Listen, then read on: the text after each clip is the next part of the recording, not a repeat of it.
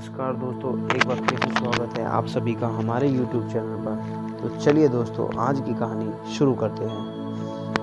नरेंद्र की प्रारंभिक शिक्षा घर पर रहते हुए एक निजी अध्यापक के द्वारा शुरू हुई। कुछ समय बाद उनका दाखिला मेट्रोपॉलिटन इंस्टीट्यूट में करवा दिया गया। इस स्कूल में आकर भी नरेंद्र की चंचलता में कोई कमी ना आई। वह पहले की तरह ही उद्दंड, निर्भीक और चंचल बना रहा। एक दिन एक अध्यापक कक्षा में पढ़ा रहे थे और नरेंद्र अपने कुछ साथियों के साथ गप्पे लड़ा रहा था। यह देखकर अध्यापक को क्रोध आ गया। उन्होंने नरेंद्र की टोली में से एक एक छात्र को खड़ा करके उसी विषय पर प्रश्न पूछा जो वे पढ़ा रहे थे। सभी छात्रों का ध्यान तो नरेंद्र की बातों की ओर था। फिर भला वे अध्यापक के प्रश्न का उत्तर कैसे दे पाते। सबसे बाद में अध्यापक ने नरेंद्र को खड़ा करके उससे भी वही प्रश्न पूछा। नरेंद्र ने बिना किसी हिचकिचाहट के अध्यापक के प्रश्नों का सही सही उत्तर दे दिया। अध्यापक नरेंद्र की सही उत्तर पाकर बड़े प्रसन्न हुए। उन्होंने उसे बैठने का आदेश दिया। अध्यापक द्वारा बैठने के लिए कहने पर भी नरेंद्र नीचे ना बैठा तो अध्यापक बोले, नरेंद्र, तुम्हारा उत्तर बिल्कुल ठीक है। मैंने तुम्हें बैठने के लिए कहा है, खड़ा होकर दंड पाने के लिए नहीं।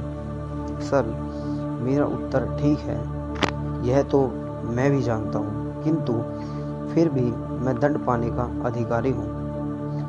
नरेंद्र ने गंभीरता से कहा। क्यों? नरेंद्र की बात सुनकर अध्यापक ने हैरानी से पूछा। क्योंकि सर, गप्पे तो मैं ही सुना रहा था, शेष सब तो सुन ही रहे थे। नरेंद्र की बात सुनकर अध्यापक को बड़ा आश्चर्य हुआ। वे उसकी निर्भीकता और सत्यवादिता से बड़े प्रसन्न हुए। उसके पास आकर पीठ थपथपाते हुए बोले, नरेंद्र, तुम्हारे बारे में मैं आज भविष्यवाणी करता हूँ कि तुम एक दिन निश्चय ही भारत के महान व्यक्ति बनोगे।